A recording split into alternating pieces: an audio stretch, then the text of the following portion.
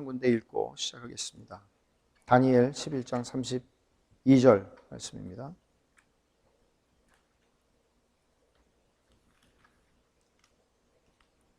제가 워낙 좋아하는 말씀인데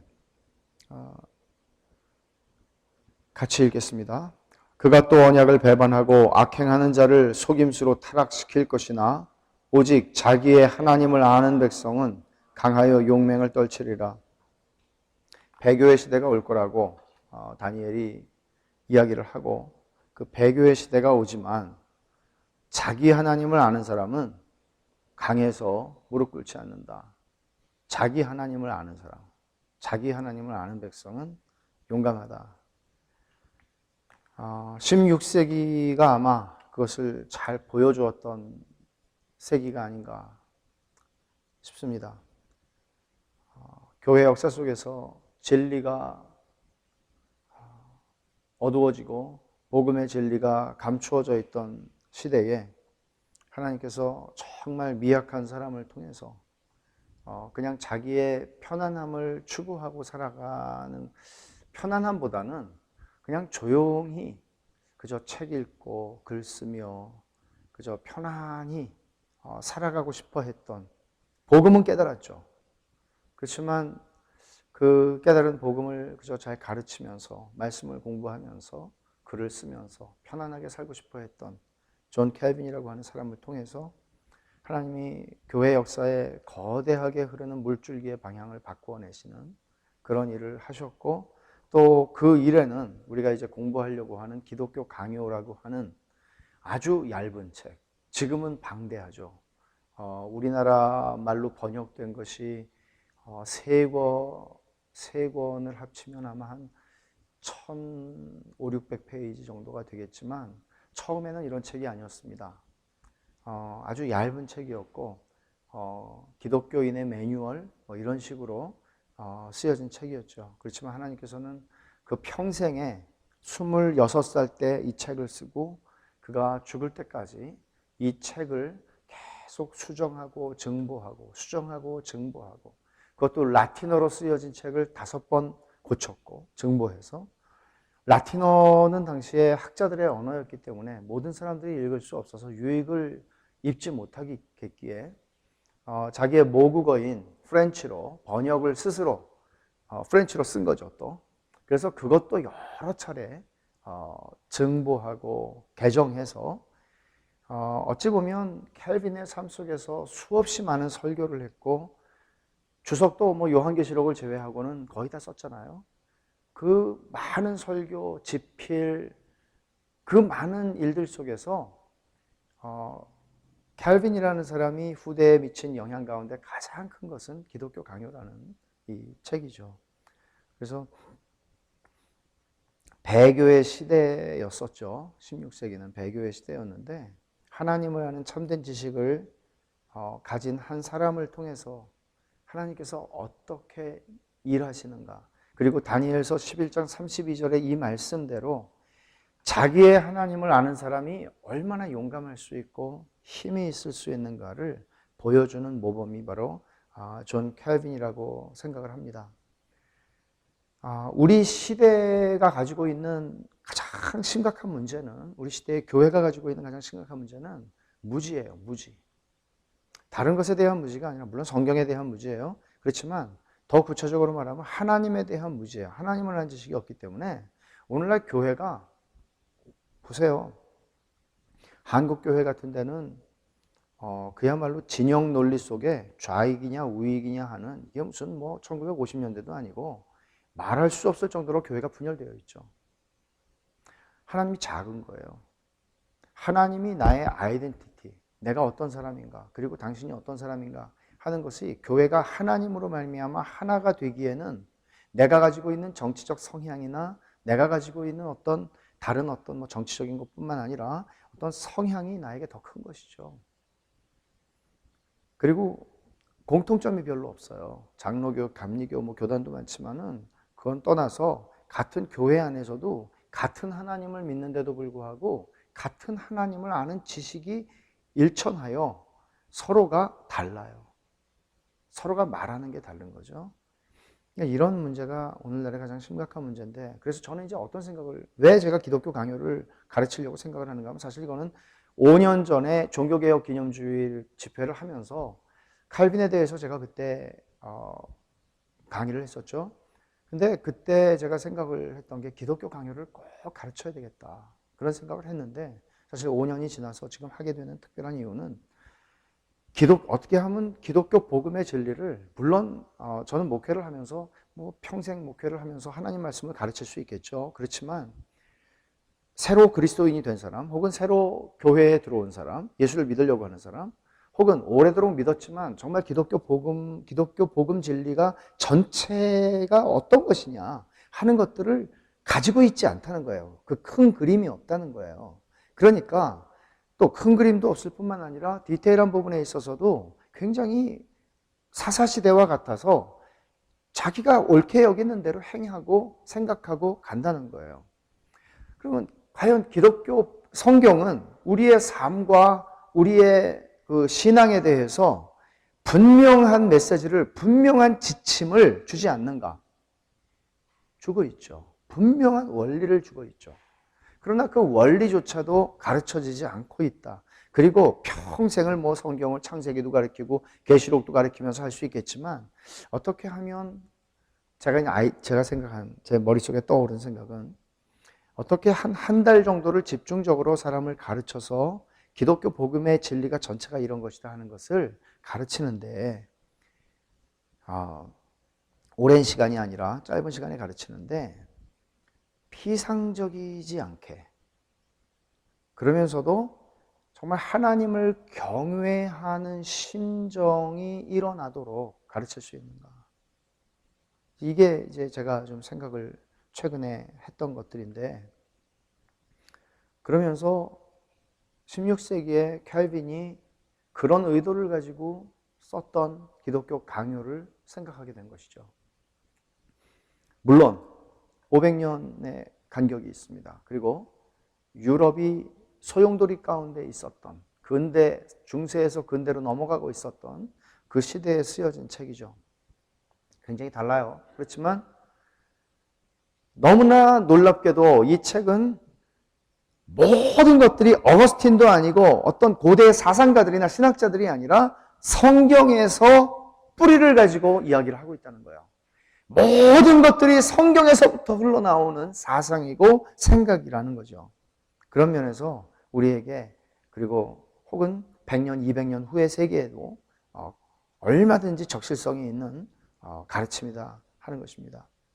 물론 더 현대화시키고 우리의 컨텍스트에 맞게 이것을 이해하고 가르치는 것도 굉장히 중요한 부분이고, 그것도 제가 노력을 하려고 합니다.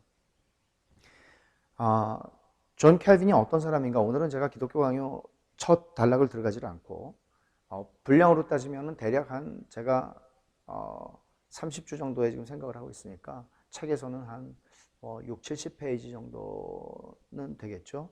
근데 이게 뭐 그냥 쭉 가는 책이 아니라 굉장히 밀도 있는 책이어서 때로는 뭐 한 주에 해야 될 주제를 2주 정도 다뤄야 될 때도 있을지는 모르겠어요. 먼저 오늘은 이제 캘빈에 대해서 우리가 조금 좀 아는 시간이 되었으면 좋겠는데, 기독교 강요와 함께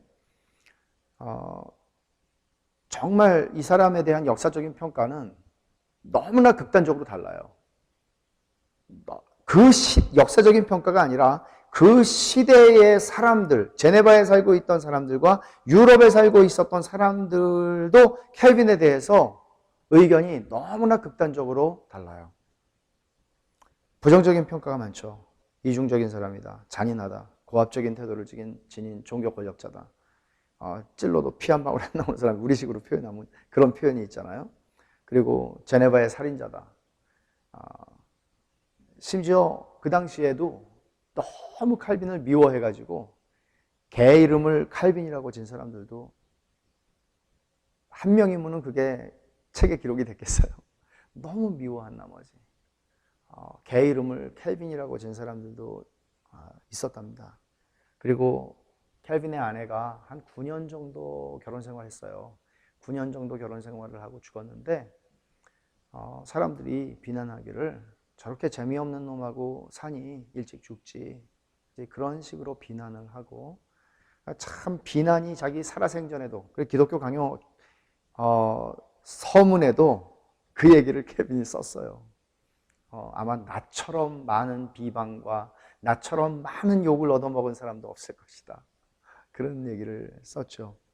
근데 켈빈 사후에도 역사적인 평가는 이렇게 갈려요. 하지만 긍정적인 평가를 하는 사람들이 또 적지 않습니다. 켈빈과 동역을 했던, 그리고 후계자이기도 했던 베자라고 하는 사람이 너무 켈빈이 죽은 다음에도 욕을 많이 하니까 켈빈의 전기를 제일 먼저 쓴 사람이 됐죠. 베자가 쓴 책에 보면 자기가 만난 사람 중에 켈빈처럼 쾌활한 사람이 없었다. 여러분, 그 켈빈의 사진은 아니죠. 그림 그려놓은 거를 한 번이라도 본 사람은 쾌활할 것 같지 않거든요. 그 얼굴이 뾰족하고 굉장히, 이름이 칼빈이니까 칼 같고 뭐 그냥 탁탁탁 치는 그런 느낌이 들거든요. 근데 이제 베자는 그와 함께 동역을 했던 사람으로서 이 사람처럼 쾌활한 사람이 없었다. 그러면서도 가장 겸손하고 거룩하고 하나님을 영화롭게 하는 것, 그 한 가지 목표를 위해서 평생의 모든 것들을 거기에 쏟아부었던 사람이다. 또 켈빈은 보편적인 교회의 교사로서, 이것은 제네바에 있는 교회의 교사가 아니라 전 세계의 모든 하나님의 백성들을 가르치는 교사로서 성품과 능력을 가진 인물이었다. 이거는 T.H.L. 바커라고 하는 20세기에 전기를 쓴 사람이죠. 그 사람의 평가입니다. 켈빈이 왜 중요한가? 켈빈이 2009년, 그러니까 4년 전이죠. 5년 전. 5년 전에 켈빈 탄생 500주년을 기념해서 굉장히 많은 집회들이 있었어요. 이제 켈빈이 왜 중요한가? 이건 개인적인 저의 생각이에요. 우리 시대를 보는, 아까도 제가 잠깐 말씀드렸지만 우리 시대를 보는 그 관점이 어떤 것인가 하는 게 굉장히 중요한데, 물론 바깥에서나 사회에서나 이런 데서는 이제 오늘날 한국 교회 목사님들이나 실언을 한다든지 망언을 한다든지 혹은 어떤 잘못된 행동을 한다든지 이런 일들로 인해서 비난을 많이 받고 있죠. 근데 사실은 그게 문제가 아니거든요. 문제는 현상으로 나타나는 것들은 그런 것들이지만 훨씬 더 뿌리 내린 문제들이 있었고 이미 10년이 아니라 30년, 40년 된 문제들이라는 거예요. 그것을 특별히 저는 근데 지금 세상이라는 게 좁아져서 한국 교회가 따로 가고 있고 미국 교회가 따로 가고 있고 이렇지를 않아요. 너무나 비슷한 분위기를 풍기고 있죠. 데이비드 웰즈라고 하는 신학자는 이런 우리 시대를 보며 통탄하기를, 거룩하고 위험에 찬 존재이신 하나님께서 현대 복음주의 세계에서 사라지셨다. 무슨 얘기인가 하면 하나님이 사라지지는 않아요. 그렇지만 하나님의 거룩하심, 하나님의 majesty, 엄위하심, 이런 개념들은 없어졌다. 레슬리 뉴비긴이라고 하는 사람은 성공회 목사님이고 선교사를 하시고 선교 지도자이고 신학적으로 아주 다 이렇게 동의하고 가지는 못하는 분위기는 좀 넓죠. 그렇지만 이분이 하신 말씀도 귀담아 들을 필요가 있는 것이, 우리가 복음주의 모든 기독교 용어들을 사용하면서도 근본적으로는 인간 중심적이고 인간의 구원에 대한 필요가 중심을 이루고 있으며 하나님이 그저 보조적인 역할에 불과할 수 있음을 나는 불현듯 깨달았다. 또 나는 상당히 많은 복음주의 기독교가 하나님의 영광이 아니라 우리와 우리 구원의 필요 속으로 쉽게 미끄러져 들어가 거기에 집중하는 것을 보았다. 그러니까 점점 하나님이 어떤 분이신가 해서 교회의, 복음주의 교회 안에서 우리의 필요, 우리의 현실, 이게 더 강조가 되는, 무게중심이 바뀌고 있다는 거죠. 존 파이퍼 목사님은 오늘날 하나님의 영광이 가장 중요하고 유력한 경험이 되는 교회를 어디에서 찾아볼 수 있겠는가? 전부 우리의 필요, 우리의 현실, 우리가 이런 것들이 필요하다, 저런 것들 전부 또 그 필요를 채워주기 위한 강단의 메시지, 하나님이 실종되는 거죠. 데이비드 웰즈의 말처럼. 우리 자신들을 한번 돌아볼 필요가 있어요. 정말 내가 하나님을 알고 싶은 욕구가 있는가? 아니면 나의 필요들을 채우는 것이 나에게는 더 은혜로운 경험인가?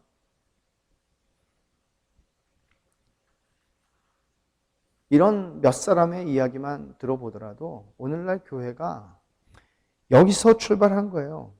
하나님을 경외함 잃어버렸죠.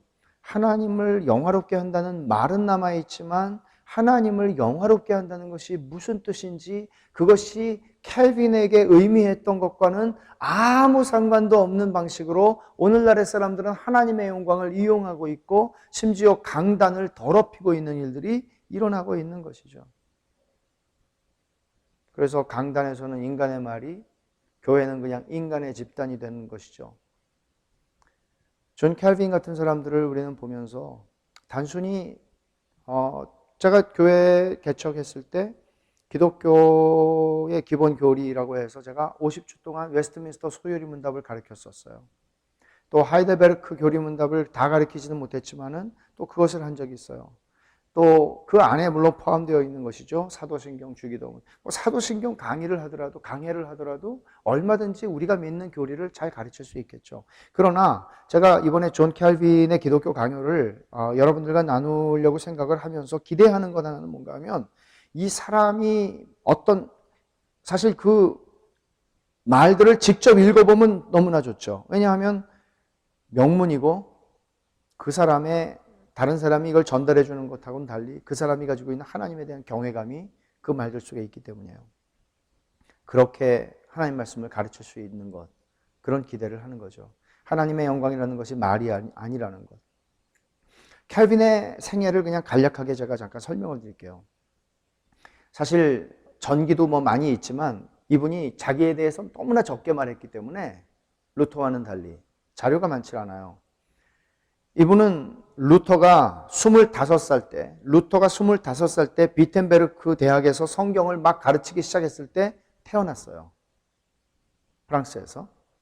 그러니까 종교개혁 2세대죠. 1509년에 태어났습니다. 종교개혁 2세대에게 필요했던 것은 루터가 일으켰던 이 종교개혁의 교리가 뭐냐, 프로테스탄트의 교리가 무엇이냐, 우리가 믿는 게 뭐냐 하는 것을 체계적으로 잘 정리할 인물이 필요했는데 하나님이 이 사람을 그렇게 쓰신 것입니다. 그런 능력을 가지고 있는 신학자였죠. 이 사람은 스위스 사람으로 많이 알기가 쉽죠. 제네바에서 사역을 했으니까. 그렇지만 사실은 프랑스 사람이에요. 프랑스의 신흥 중산층 가문의 똑똑한 아들이었습니다. 그래서 사실 옛날에는 이제 영어식으로 다 존 켈빈이다 이렇게 얘기를 했는데, 프랑스에서 공부를 하고 오신 분들이 많이 생기면서 켈빈을 이름을 깔뱅이라고, 그게 이제 원래 이름인데 그러니까 이제 제 이름을 미국 사람이 부르면 정확하게 부를 수가 없을 거 아니에요. 근데 그렇게 켈빈이 원래 불리던 이름으로 부르자 그래서 모택동도 마오쩌둥이라고 하는 식으로 깔뱅이라고 하는데, 저는 그냥 존 켈빈이라고 하는 게 좀 이상하게 이렇게 좀 느낌이 좀 이렇게 간지러워서, 그러니까 쓰던 말을 그냥 저는 적응이 돼서 그냥 쓰려고 생각을 해요. 그렇게 이해를 하시면 될 것 같고, 아버지가 돈을 번 사람이기 때문에 교육을 제대로 시키려고 했고, 그래서 법학 시키고 문학 시키고 공부를 많이 시켰어요. 철학도 공부하게 하고. 근데 이제 하나님의 종이 신학을 공부하게 하려고 생각을 했었는데, 캐톨릭이죠 그 당시에. 교회가 하나밖에 없었으니까. 근데 아버지 뜻이 바뀌어서 법학을 하는 게 더 낫겠다. 그 법학으로 전향을 하게 되는데 회심을 해요 그때. 켈빈 자신의 표현을 빌면 숨겨진 하나님의 섭리의 고삐로 방향을 전환하게 돼요. 숨겨진 하나님의 섭리의 고삐. 멋있는 표현이죠. 하나님이 나는 내가 내 길을 가는 줄 알았는데 알고 보니까 고삐를 하나님이 이렇게 딱 꿰서 나를 데리고 가시는 것을 회심을 통해서 경험하게 되고, 회심을 통해서 인간이 자기를 위해 존재하지 않는다는 것을 깨달아요. 그전엔 자기를 위해서 살고 자기를 위해서 자기 추구하고 살았는데, 인간은 자기를 위해서 존재하는 게 아니구나. 오직 하나님의 영광을 위해서 인간은 사는 거구나 하는 것을 크게 경험하게 돼요. 근데 프랑스에서 이제 당시 프랑시스 1세, 프랑스와 1세가 개신교를 핍박하면서 도망을 도피, 망명 결정을 하게 되죠. 24살 때. 그래서 이제 망명길에 올라서 방황을 하다가 스트라스부르크도 가고, 스트라스부르크가 당시에 불란서에서 개신교 핍박을 피해서 사람들이 많이 모여 있던 곳이고, 당시에 신성 로마 제국하고 불란서하고 국경지대에 있는데 신성 로마 제국의 영토거든요. 그러니까 글로 많이 갔어요. 근데 이제 캘빈도 사실은 이제 거기에 가서, 스트라스부르크에 가서 자기도 편안하게 성경을 연구하면서 글도 쓰면서 편안하게 여생을 보내고 싶었습니다. 그러다가 이제 1535년 한 방랑을 한 1년 정도 하다가 25살 되던 해에 바젤, 지금의 스위스 바젤이죠. 정착하게 돼요. 거기서 기독교 강요를 쓰게 됩니다. 처음엔 제가 말씀드린 대로 얇은 책이었어요. 근데 이 26살 때 쓴 책인데 켈빈이 평생에 걸쳐서 아까 말씀드린 대로 개정하고 증보하고 증보 개정 계속 하거든요. 근데 놀라운 거는 학자들이 정말 놀라는 거는 켈빈 연구한 학자들이 어떻게 처음에 쓴 26살 때 쓴 책과 죽기 전에 54살에 죽었는데 54살에 하나님께 돌아가기 전까지 그분이 가지고 있었던 사상이 조금도 변하지를 않았다는 거예요. 때로는 20몇 살 때 하나님 말씀을 깨달았던 것과 나중에 알고 보니까 이게 아니었었구나 이런 게 있는 법인데 그게 아니에요. 이분은. 그래서 1559년에 마지막으로 증보를 하면서 개정하면서 1559년에 나온 그 기독교 강요가 오늘날 우리가 보통 가지고 책방 가서 살 수 있는 강요가 바로 1559년판 결정판이라고 그래요. 라틴어로 된 책이고 그 다음에 이제 41년까지 프랑스어로 계속해서 프랑스어도 그 전부터 계속 만들어요. 그래서 대중들이 이 책을 읽는, 말하자면 이 책은 대중들을 위해서 쓴 책이었습니다. 실제로 그냥 그리스도인들, 내가 하나님을 잘 믿고 싶다라고 생각하는 그리스도인들이 잘 믿고 싶은데 알아야죠. 도리를 모르니까. 그래서 그 도리를 밝힌 책이라는 것이죠. 처음에 이제 제네바가 인구가 한 1만 명 되는 공화국이었는데 아주 끼어있는 프랑스와 뭐 다른 강대국 사이에 끼어있는 곳이었는데 제네바 시민총회가 그 당시에 투표를 해서 개신교로 전향을 해요. 나라가. 그래서 이제 켈빈은 그 당시에 이제 스트라스부르크로 나 이제 글로 가서 산다 결정을 하고 가는 길에 전쟁이 나서 제네바를 통해서 돌아가야 되는데 그때 이제 섭리적인 만남을 만나게 되는데 이게 기욤 파렐이라고 하는 사람이었습니다. 이미 제네바에서 종교개혁을 하고 있었던 사람인데 이 사람이 나이도 많았고 또 이 켈빈이 이미 기독교 강요를 통해서 기독교 강요를 딱 쓰자마자 켈빈은 유럽에서 제일 유명한 그 종교개혁 지도자가 되어 있었어요. 이미. 너무너무 이 책의 영향이 컸던 거죠. 누가 썼냐 도대체 이렇게 기가 막히게. 기욤 파렐이 잡은 겁니다. 그래서 결국은 그의 생애가 제네바의 개혁가로 남아있게 되는 것이죠. 신학 교수로, 그러니까 성경 강해자로 처음에 임명되고 그 다음에는 제네바의 성베드로 교회의 목사로 임명이 돼서 한 18개월 목회를 했어요. 근데 이제 성찬 문제, 권직 문제 두 가지 문제가 제네바 시의회하고 대립이 되면서 추방당하죠. 참 재밌어요. 추방도 여러 번 당하는데 이분도 쫓겨나는데 성찬 문제가 거기에 있었다는 거예요. 여러분 조나단 에드워즈가 23년 동안 목회를 하고 교회에서 쫓겨날 때에도 성찬 문제가 걸렸었다는 거 알고 계시죠? 그러니까 성찬 문제가 오늘날의 사람들이 보통 이해를 못할 거예요. 도대체 성찬이 뭐 그냥 하면 되는데 왜 그게 문제가 되는가? 그런 것들도 우리가 그 내용을 조금 더 보면서 공부할 수 있으리라 생각을 합니다. 쫓겨나가지고 어디로 갔나 하면 자기가 원하던 곳으로 갔어요. 그래서 행복하게 3년 동안 목회를 했어요. 정말로 행복하게. 스트라스부르크에서 프랑스 난민들을 데리고 자기 모국어인 프랑스 말을 쓰면서 그들에게 설교를 하면서 너무 편안하게, 그래서 여유로웠고 거기서 첫 번째 주석인 로마서 주석이 나왔어요. 거기서 이제 책들을 쓰기 시작하죠. 그리고 두 번째 개정 증보판 기독교 강요 또 쓰게 되고 또 거기서 결혼을 하게 돼요. 한 미망인 남편이 죽은 미망인 이델레트와 결혼을 하게 되고 이제 9년 정도. 칼빈의 가정사를 보면 참 슬퍼요. 자기 자신도 병이 뭐 옮겨댕기는 걸어댕기는 이동병원이다 이런 별명을 가질 만큼 병이 많았다고 하잖아요. 아픈 게 많았죠. 근데 부인도 9년 정도 결혼 생활하다가 먼저 가게 되고 주님께, 그리고 아이도 그 부인과의 사이에 셋을 낳는데 다 어려서 죽었다고 그러죠. 그러니까 얼마나 참 좀 슬픈 얘기입니까? 이달레트가 죽은 후에 켈빈은 재혼을 하지를 않았어요. 재혼을 하지 않는 이유를 그가 이렇게 피력한 적이 있습니다. 나로서는 결혼하지 않는다고 해서 나를 고결하다고 생각하는 사람이 없기를 바랍니다. 나는 내 약점을 압니다. 아마 나와 결혼하면 누구든지 행복하지 못할 것입니다. 어찌되었든 간에 나는 하나님을 더 자유롭게 섬기기 위해 결혼을 피하고 있는 것입니다. 이것은 내가 형제들보다 더 고결하다고 생각하기 때문이 아닙니다. 왜 켈빈이 이런 말을 써야 했을까요? 캐톨릭 사제들은 결혼을 하지 않으면서 그 길을 가잖아요. 그러니까 사람들이 그런 혼동, 결혼하지 않는 것이 더 고상하고 더 헌신된 것이고 더 고결한 것이다 하는 생각을 하지 않도록 이야기를 한 것이라고 생각이 됩니다. 제네바 개혁 2기에 들어가게 되는 것은, 제네바에서 이제 사돌레토 추기경이라고 하는 사람이 제네바가 켈빈을 내쫓았다는 얘기를 딱 듣자마자 편지를 써요. 제네바 시의회에다가 돌아와라 얘들아. 다시 어미품으로 돌아와라. 캐톨릭 어미품으로 돌아와라. 근데 이제 이 사람들이 돌아갈 생각은 없거든요. 근데 답변을 할 실력이 없어요. 그러니까 다시 켈빈을 데려오기로 한 거예요. 돌아갈 생각은 없고.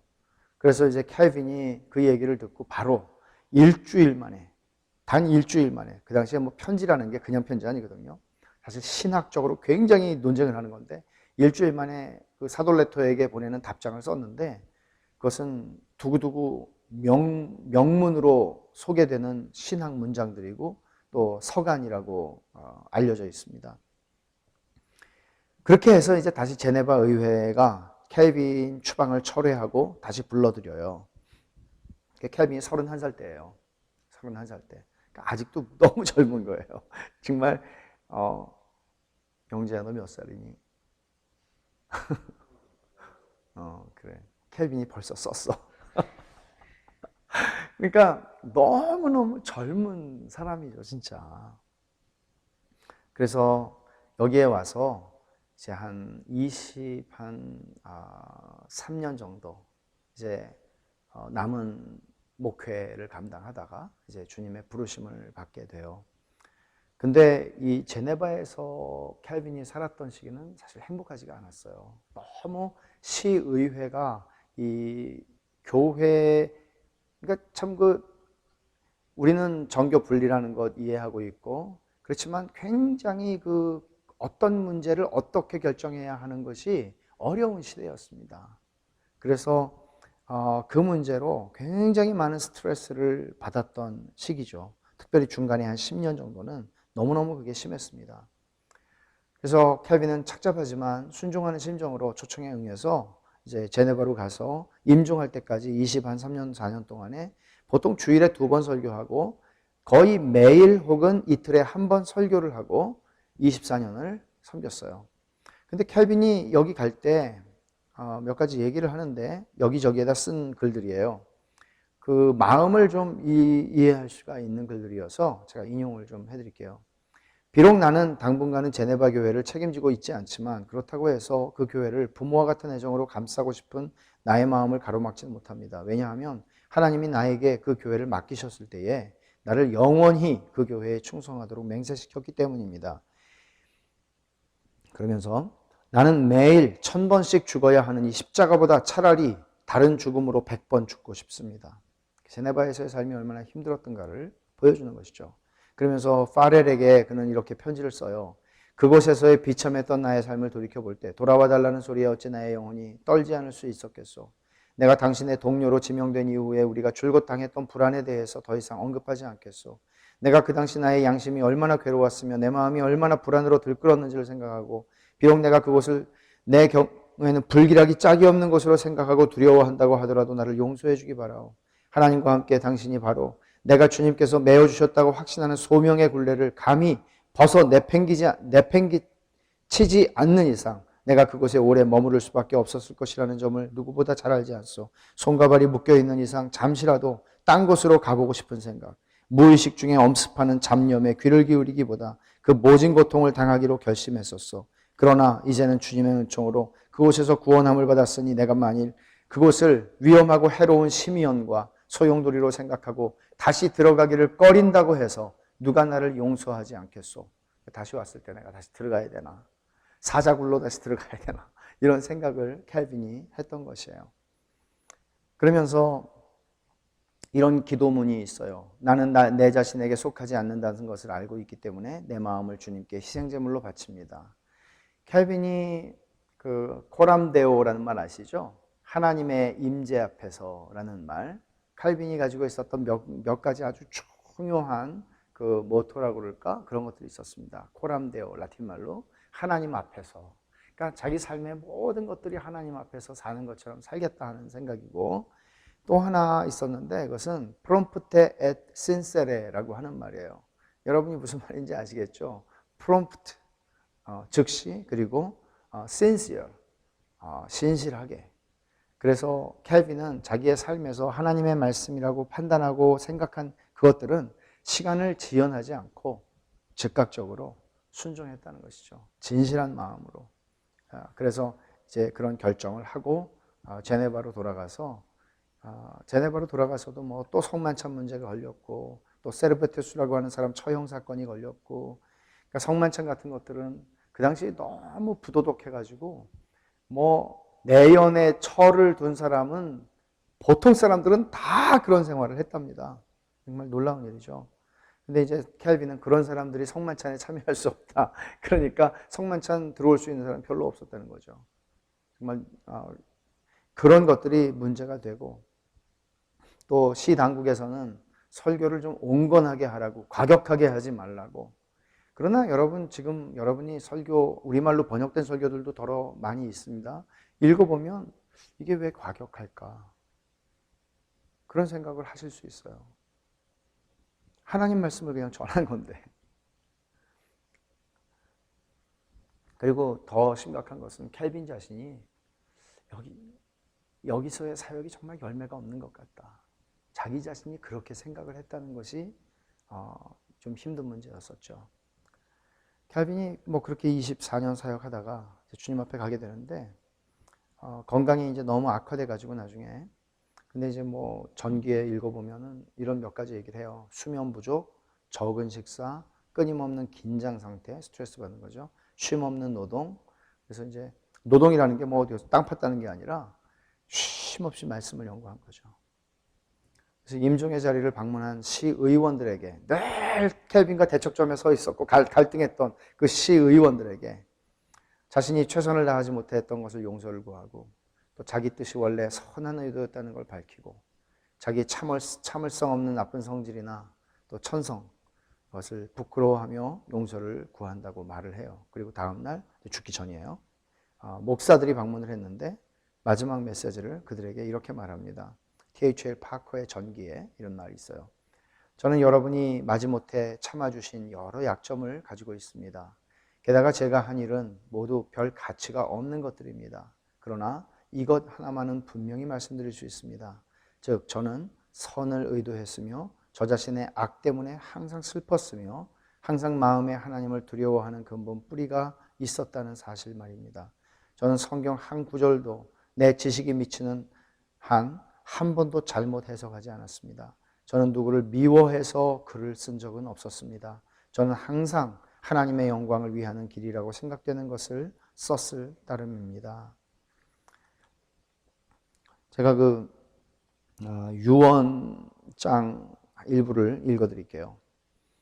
하나님은 그의 초라한 피조물인 나를 불쌍히 여기셔 나를 그의 복음의 밝은 빛으로 인도하사 아무도 받을 자격이 없는 나를 구원의 교리에 참여케 하셨고, 그는 100번 버림받아 마땅한 악하고 가련한 나를 붙들어 주셨습니다.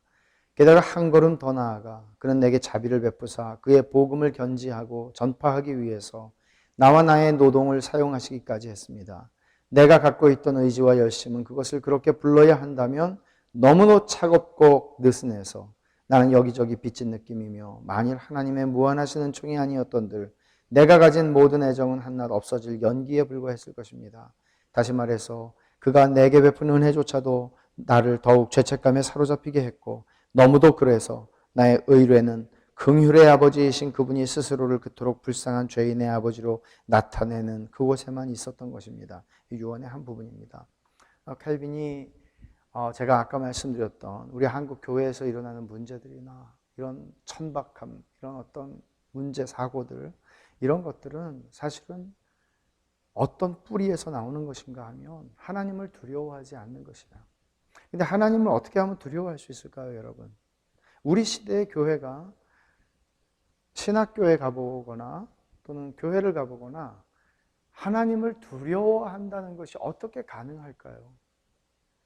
하나님을 제대로 알면 그 하나님을 제대로 안 사람이 하나님에게서, 하나님 앞에서 보이게 되는 반응은 경외함이에요. 경거망동하지 않죠. 사람을 이용하거나 거짓말할 수 있는 것 아니죠. 하나님을 아는 지식이 없다는 거예요. 그래서 참된 지식이 없기 때문에.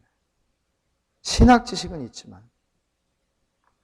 그래서 사실 존 캘빈이 유럽 개신교 지도자들과 당시에 너무너무 많은 교류를 했어요. 사람들이 이제 핍박을 피해서 제네바에 와서 캘빈에게서 배우기도 했고, 뭐 존 낙스 같은 사람들도 그 중에 한 사람이지만, 캘빈이 편지 쓴 게요, 물론 뭐 우리도 이메일까지 다 합쳐서 숫자를 세면 많겠지만 그 당시에 편지가 보통 편지겠어요, 여러분. 그 글 쓰는 게 뭐 볼펜이 뭐 좋은 볼펜이 있었겠어요. 4,302통의 서신이 남아 있어요. 그 중에서 1,369통은 친필로 쓴 거예요. 그리고 그 내용이 분량이 작지가 않은 것들이에요. 슬픈 것은 기독교 강요 남아있어서 참 감사하죠. 많은 설교와 주석들이 남아있습니다. 그런데 요한계시록하고 요한 2서 3서가 없죠. 근데 슬픈 건 제네바 도서관에 캘빈의 설교한 문서들과 고문서들이죠. 그 당시에 다 쓴 거니까 다 있었어요. 그런데 도서관을 정리하는 사람들이 캘빈이 설교했던 그 설교 뭉치들이 있잖아요. 이제 뭐 전 제 친구가 예일대학교에 조나단 에드월즈가 그 요만한 종이들이 흔치가 않았던 시대이기 때문에 요만한 종이에다가 설교 써놓고 또 다른 종이 얻어 써놓고 또 실로 기워가지고 이런 것들이 예일대학교에 이제 문서들이 지금 남아 있잖아요, 도서관에. 근데 그와 같이 캘빈이 쓴 많은 것들이 있는데 그것들을 한번 도서관 정리를 하면서 고물상에 종이값으로 다 팔아서 없어졌어요. 종이값. 그냥 저울에 달아가지고 엿장수한테 팔듯이 옛날에. 참 너무너무 아쉬운 거죠. 너무 그 보배로운 그 설교와 내용들일 텐데 말이에요. 주로 이제 설교한 내용들인데 그것들은 캘빈의 영향은 뭐 서구 문화에 미친 영향은 근대 사회에 미친 영향은 이루 말할 수가 없지만 특별히 이제 제네바는 뭐 말할 것도 없고 프랑스나 독일의 하이델베르크 요리문답도 거기서 나온 거죠. 그리고 화란 네덜란드의 카이퍼나 바빙크와 같은 그런 신학자들도 다 캘빈의 노선 가운데에서 영향을 받은 사람들이고 영국에서도 윌리엄 펄킨스나 존 오웬이나 탁월한 청교도들이 다 그 신학적인 노선에 있었고 스코틀랜드에는 말할 것도 없죠. 존 낙스는 장로교회를 세우면서 또 미국의 장로교회의 전통, 잉글랜드 청교도주의가 들어와서 세웠던 교회들, 그리고 한국 교회에도 장로교회들이 많이 있는데 다 이게 신학의 형성의 뿌리에는 캘빈이 있는 거죠. 참 어마어마한 영향을 미친 것입니다. 제가 이제 기독교 강요를 이번에 가르치는데 기독교 강요에 대한 제가 두 분의 평가를 여러분들에게 그냥 소개를 해드리겠어요. 마틴 로이드 존스 목사님이 기독교 강요에 대해서 이렇게 평가를 합니다. 기독교 강요는 그 자체가 신학적 고전이다. 그 어느 저작도 프로테스탄트 신학에 이보다 더 위대하고 두드러진 영향을 미친 적이 없었다. 그러나 그 책의 훌륭하고 고상한 사상에 대하여 더하여 문체상 참으로 감동적이고 때로는 몸을 오싹이게 할 정도의 책이라는 것을 모두가 언제나 인식하는 것은 아니다. 거기서 유래하였다고 주장하는 다 기독교 강요 켈빈에게서 나는 배웠다 얘기하는 그런 가장 현대적인 신학과는 달리 이 책은 정말 경건한 책이다. 그 어느 책도 독서를 통한 학식을 이 책보다 더 많이 보상해 주지는 못한다. 특히 말씀의 설교자들의 경우에 그렇다. 기독교 강요 안에는 칼빈의 입장의 진수가 체계적이고 규범적으로 진술되어 있다. 우리 모두가 기독교 강요를 읽어야 하는 가장 긴박한 이유는 우리가 살고 있는 시대 속에서 찾아야 한다. 그 기초에서 흔들리고 있고 어떤 궁극적인 권위도 없는 세상에서 하나님의 주권의 영광스러운 교회를 장엄하게 강해하고 연구하는 일보다 사람의 영혼을 강하게 하고 견고하게 하는데 그처럼 적합한 것은 없다. 이 책은 종교개혁을 위해 순교한 자들, 1662년 메이플라워호를 타고 미 대륙에 건너간 102명의 청교도들, 언약주의자들, 그리고 그리스도를 위해 핍박과 죽음을 대면해야 했던 다른 많은 사람들의 영혼의 비상 휴대 식량이었다. 오늘날 이 책보다 더 필요한 책이 없다.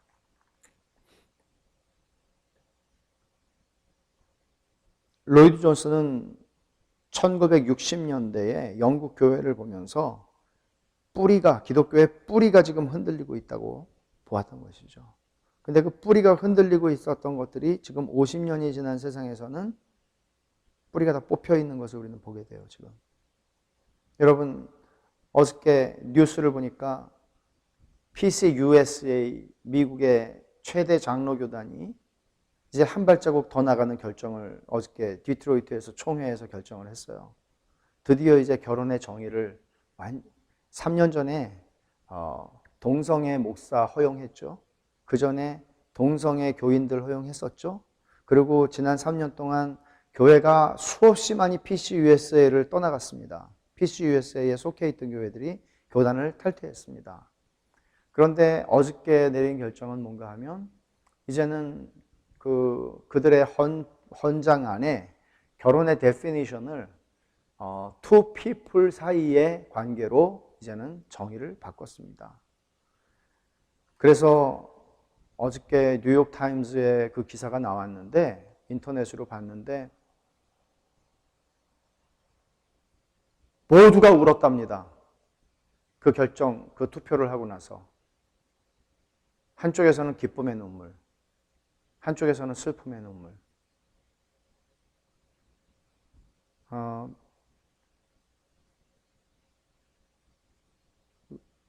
문제는 왜 이렇게 되었느냐, 교회가 이 정도가 되었느냐. 뿌리를 놓쳤기 때문이에요. 뿌리를 놓쳤기 때문에. 제가 아는 한 교회사에 대해서 이분보다 더 방대한 분량의 교회사를 쓴 분이 없습니다. 필립 샤프라고 하는 분인데 이분은 기독교 강요에 대해서 이런 평가를 내립니다. 이 책은 기독교 문헌 중 가장 귀중하고 영원히 남아야 할 책으로 지적이며 영적인 깊이와 능력을 소유한 조숙한 천재의 걸작이다. 26살 때 썼기 때문에 아마 이렇게 표현한 것 같아요. 캘빈이 이 책을 왜 썼을까요? 두 가지 목적이 있는데요. 1차적인 것은 이 책이 놀랍게도 이제 책을 쓰면은 헌정사를 쓰잖아요. 근데 누구에게 이 책이 쓰여진 건가 하면 그 당시에 프랑스의 국왕이었던 프랑스와 1세에게 바치는 글이에요. 그 1세에게 바치는 책이에요. 그래서 그 처음에 한 40, 50페이지 정도가 프랑스와 1세에게 쓰는 서간문 형식으로 쓴 편지입니다. 왜 그런가 하면 지금 왕께서 탄압하고 핍박하고 있는 이 개신교라고 하는 것은 왕이 생각하는 것처럼 간신배들이 왕의 귀에다가 대고 속삭이는 그런 게 아닙니다. 한 번이라도 읽어보실 수만 있다면 이것을 통해서 나는 우리가 무엇을 믿는지를 왕에게 소상히 말하고 싶습니다. 이런 의도에서 쓴 것이죠. 그러나 궁극적으로는 캘빈도 밝히고 있듯이 경건한 독자들을 위한 목적을 가지고 쓰여진 책입니다. 이렇게 썼어요. 서문에. 신학을 공부하는 사람들로 하여금. 여기서 신학이라고 하는 것은 우리가 지금 생각하는 것처럼 목사가 되기 위해서 신학교 가는 걸 얘기하는 게 아닙니다. 하나님을 알고 싶은 사람들이에요. 성경을 공부하고 싶은 사람들이에요. 하나님을 아는 지식이 지식을 가지고 싶은 사람들, 신학을 공부하는 사람들로 하여금 하나님의 말씀을 읽을 수 있도록 준비시키고 가르쳐서 그들이 하나님의 말씀에 쉽게 접근하며 아무 장애 없이 그 말씀 안에서 생의 걸음을 걸어갈 수 있도록 하려는 것이다. 다시 말하면 성경 공부를 준비시키는 책이 기독교 강요예요. 성경 공부를 준비시키는 책. 그런데 방대한 것 한 가지, 그리고 그 깊이와 내용 때문에 사람들이 사실 굉장히 경건하고 뜨겁게 읽을 수 있는 책인데 사람들이 그만큼 많이 읽지 않죠. 마치 성경이 베스트셀러지만 제일 안 읽는 책인 것처럼 말이에요. 그래서 처음에 이제 이 책을 쓸 때는 기독교인의 삶의 세 가지 권위, 십계명, 성경책 앞뒤에 있는 거죠. 십계명, 사도신경, 주기도문. 이 세 가지를 뼈대로 해서 쓴 거예요. 십계명, 사도신경, 주기도문. 십계명은 뭐예요? 율법. 사도신경은 뭐예요? 신앙고백이 믿음이죠. 믿음. 그 다음에 주기도문은 뭐예요? 기도에 대해서. 기독교인의 삶에서 기도처럼 중요한 게 어디에 있어요? 크리스천의 삶에 가장 중요한 것이죠. 그래서 이 세 가지를 중심으로 처음에 구조가 되어 있는데 결정판인 1559년판을 보면은 굉장히 분량 자체도 바뀌었지만 이 구조 자체가 바뀌었어요. 그래서 전부 다 이제 우리가 이제 앞으로 다음 주부터 공부하게 될 기독교 강요에는 1559년판인데 이 네 부가 있는데 4부가 있는데 1부는 성부 하나님에 대한 거예요. 2부는 성자 하나님에 대한 거예요. 3부는 성령 하나님에 대한 거예요. 4부는 교회에 대한 거예요. 그러니까 여러분이 지금 제 말을 들으면은 이게 사도신경의 순서구나. 사도신경에 전능하사 천지를 만드신 하나님 아버지를 내가 믿사오며 성부 하나님. 그 다음에 우리 구주 예수 그리스도를 믿사오니 성부 하나님, 성자 하나님. 그 다음에 성령을 믿사오며 그 다음에 교회, 거룩한 공회와 성도가 교통하는 것과. 그래서 이 네 가지 구조를 가지고 쓰고 있는데 그렇게 단순하지는 않죠. 1권에서 하나님을 아는 지식이다 했을 때는 하나님을 아는 지식을 가지는 것과 함께 인간을 아는 지식이 거기에 포함이 됩니다. 그리고 계시의 문제, 하나님을 어떻게 할 것인가. 하나님 계시하시는 거죠. 일반 계시와 특별 계시의 문제. 특별히 존 켈빈이 강조했던 것. 그전에는 특별 계시는 누구나 다 얘기를 했었죠. 그렇지만 일반 계시라는 차원에서 켈빈이 가지고 있었던 그 사상이 현대 과학과 학문 세계에 미친 영향은 어마어마한 것이죠. 이것이 얼마나 그런 것들의 가치를 드러내 준 것이에요. 그 다음에 삼위일체, 창조와 섭리 이런 주제들을 다루고 2권에서는 타락한 인간이 얼마나 비참한 상태에 있는지 그리스도가 필요하죠. 그리스도를 설명하기 위해서. 그리고 어떻게 하나님께 갈 수 있느냐. 처음에 율법이라는 걸 설명하고 그 다음에 구약과 신약의 일관성의 문제. 다시 말하면 율법과 복음을 설명하는 겁니다. 그리고 세 번째로 성령 하나님에 대해서는 이제 믿음과 회개와 이신칭의와 그리스도인의 자유, 그리스도인의 자유라는 것은 그리스도인의 삶의 많은 문제들을 다루는 것이죠. 그 다음에 예정론의 문제가 여기에 나와요. 그리고 기도, 종말론. 마지막으로 교회에 대한 것을 다룰 때에는 교회뿐만 아니라 그 당시에 사람들이 속해 있었던 시민사회, 정부와 교회의 문제, 이런 문제들도 다루게 되죠. 그래서 교회가 가시적인 교회, 눈에 보이는 우리 지금 이런 교회, 그 비가시적인 교회, 천상의 교회, 이런 개념들을 얘기를 하고 특별히 켈빈이 평생 목회를 하면서 늘 문제가 많이 됐었던 성례의 문제, 성찬의 문제 다루고 있습니다. 그래서 우리가 한 30주 동안이지만 기독교 신앙이 무엇을 믿는 것인가를 한 30주 동안에 우리가 체계적으로 그리고 좀 제대로 그러면서 정말 하나님을 경외하는 심령으로 우리가 배울 수 있는 그런 기회가 되었으면 하는 바람이고 그런 마음으로 우리가 내가 지금까지 믿어온 것들이